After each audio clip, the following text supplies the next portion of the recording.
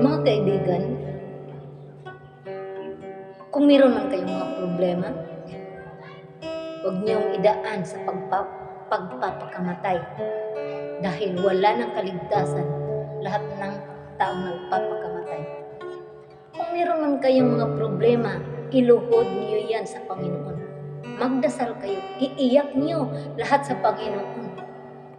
Di niya kayo pababayaan. Magdasal kayo 1 hour above a day. Pwede putol-putol, pwede straight. May problema o wala, lagi tayong magdasal sa Diyos. Kung sa tingin niyo, yung mga problema niyo wala nang solusyon at walang sino mang taong makakatulong sa inyo, iluhod niyo yan sa Panginoon. Hilingin niyo sa Panginoon lahat ng gusto niyong hilingin. Hindi niya kayo bibiguin.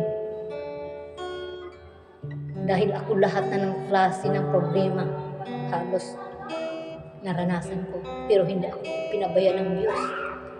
Iiyak lang tayo sa Panginoon. Lahat ng problema, bibigyan niya ng solusyon. Lahat ng puso nating nalulungkot, bibigyan niya ng kapayapaan at kaligayahan. Nasa Panginoon ang solusyon ng lahat ng problema. Nasa Panginoon ang kaligayahan at kaligtasan. Lumapit lang tayo sa Kanya. Pagsisilbihan, paglilingkuran natin siya, makakamtan natin ang kaligayahan, kapayapaan, at higit sa lahat, ang kaligtasan. Paglilingkuran natin ang Panginoon.